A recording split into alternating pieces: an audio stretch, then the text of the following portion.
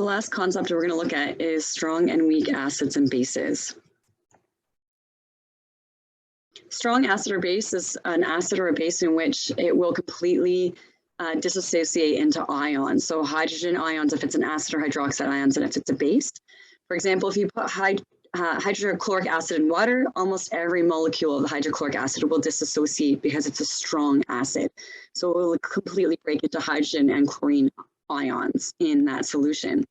Strong acids would be hydrohalic acid, so hydrogen bonded to a halogen, but with the exception of HF, and that's because there is a very strong attraction between hydrogen and fluorine, so it does not want to dissociate. So hydrochloric acid, hydrobromic acid, hydroiodic acid, those will all be very strong acids because they dissociate more easily than hydrofluoric acid. So hydrofluoric acid at the top of that halogen group is not a strong acid. It does not want to break into its ions.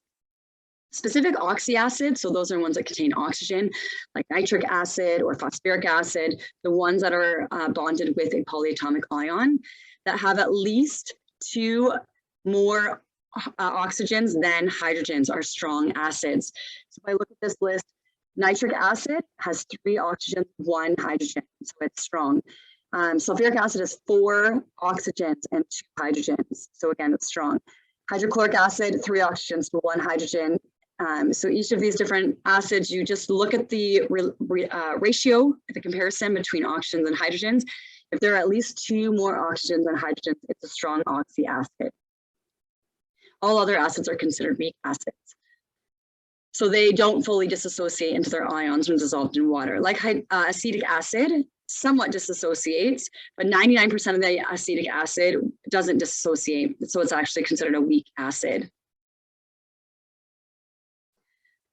Some common weak acids would be acetic acid, hydrofluoric acid, phosphoric acid.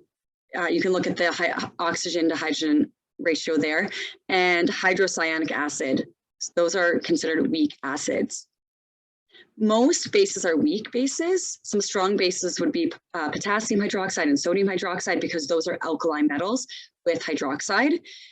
And hydroxides with alkaline earth metals like calcium hydroxide and barium hydroxide. So group 1 and group 2, hydroxides are strong bases, but all other bases are weak bases.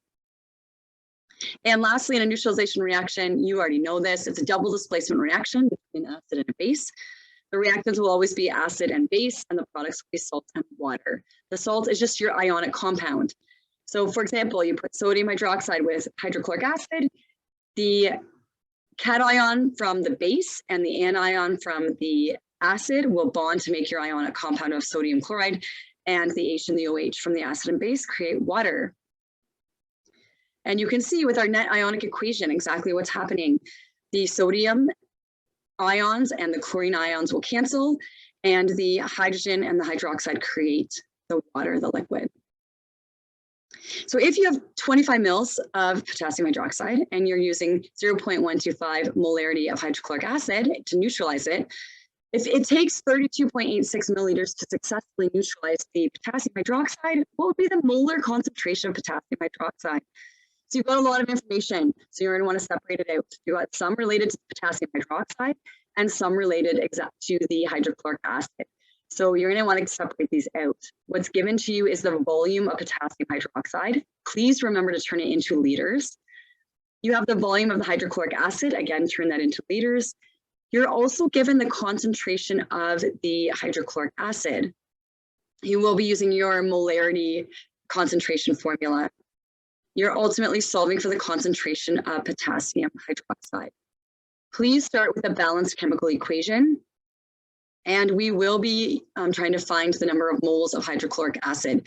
We've got the volume and we've got the concentration. So concentration times volume will tell me the number of moles, 0.00411 moles of your hydrochloric acid. Now, please remember basic stoichiometry. You've got the moles of hydrochloric acid, but you're trying to get to potassium hydroxide. In your balanced chemical equation, it's a 1-to-1 ratio. So we're at the mole-to-mole conversion. So it will be the same, 0.00411 moles of potassium hydroxide. So then to find the concentration, you've got the number of moles, You also have the volume given to you, and you get the concentration of potassium hydroxide, 0.164 molarity, using the number of moles, 0.00411 moles, and the volume of 0.025 liters to get your concentration. So this is a lot of stoichiometry, but also related to molar concentration. We will be talking about titration and how that relates to a neutralization, but you won't need to be worried about any kind of calculation with titration. Titration is determining the concentration of an acid or a base. Other reactants in titration, if you're titrating a base with an unknown concentration, you would neutralize it with an acid of a known concentration. If you're titrating an acid with an unknown concentration, then you would neutralize it with a base of a known concentration, because we have our formulas that we can work with if we have known concentrations of one amount. The solution of the known concentration is the titrant. So use titration to determine unknown concentration of potassium hydroxide, like we just mentioned, with the known concentration of hydrofluoric acid. You would use a setup like this, and hopefully in grade 12 chemistry you'll get a chance to do this. You would have the titrant, the known concentration in this burette, and you can use very tiny amounts of the known concentration through the burette, and you add it to the unknown concentration with a known volume in your flask. You would use a acid-base indicator to help you know when you're getting to the neutralization point. So you slowly add the known concentration of acid to the unknown concentration of base, one drop at a time. And you're waiting for the indicator to indicate that you're approaching neutralization. It's a very slow process. Then you would measure the volume of